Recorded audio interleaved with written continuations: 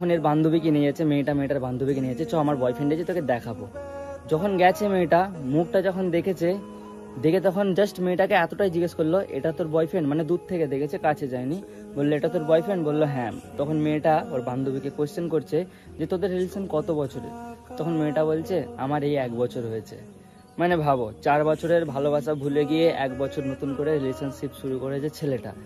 4 বছরের ভালোবাসার কোনো দাম নেই, 1 বছরের ভালোবাসার বহুত দাম, ঠিক আছে?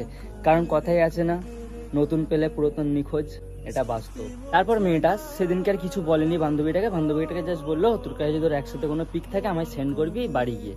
তো মেয়েটা তখন স্কুল থেকে বাড়ি চলে আসে। তারপর মেয়েটা, মানে যেই মেয়েটার কাহানি চলছে আর কি এখানে, সেই মেয়েটা একদিন হঠাৎ করে ওর বয়ফ্রেন্ডকে পিকগুলো সেন্ড করে যে এটা কে, এই মেয়েগুলো কে। তখন ছেলেটা বলছে যে এটা তো আমার খালাতো বোন। হ্যাঁ হ্যাঁ, ঠিকই শুনেছো, এটা খালাতো বোন, এটা ভালোবাসা না তো, এটা খালাতো বোন। তখন এই মেয়েটা ওর বান্ধবীকে কল করেছে যে বান্ধবী তুই যে আমাকে বললি যে এটা তো আমার বয়ফ্রেন্ড, তো দেখ আমাকে কি মেসেজ করেছে। তখন মেয়েটা শকড হয়ে গেছে, বলছে এর সাথে তোর কন্ট্যাক্ট হলো কি করে? তখন এই মেয়েটা ওর বান্ধবীকে বলছে এটা আমার বয়ফ্রেন্ড, আমি একে 4 বছর ধরে ভালোবাসি, আর তুই তো 1 বছর চিনিস একে, তুই একে চিনে গেছিস সবকিছু, একে তো আমি ভালো করেই জানি।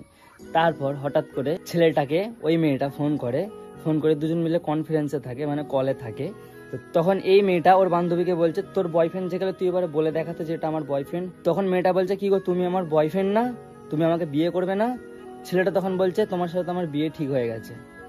4 বছরের ভালোবাসাকে ভুলে গিয়ে 1 বছরের ভালোবাসার সাথে বিয়ে ঠিক হয়ে গেছে, মানে বিয়ে হবে। মেয়েটার মুখের সামনে যখন ছেলেটা বলে দিল না আমি তোমাকে ভালোবাসি না, আমার এর সাথে বিয়ে ঠিক হয়ে গেছে, আমি একে বিয়ে করব। ভাবো একবার, 4 বছরের ভালোবাসার আঘাতটা কোনখানে লাগবে। মেয়েটা সেই মুহূর্তে কলটা কেটে দিয়েছিল, ওর সাথে একদিন কন্ট্যাক্ট না করেছিল, ছেলেটা ভুলেও কল করেনি। তারপরে মেয়েটার যখন কষ্ট হওয়া শুরু হলো, মেয়েটা তখন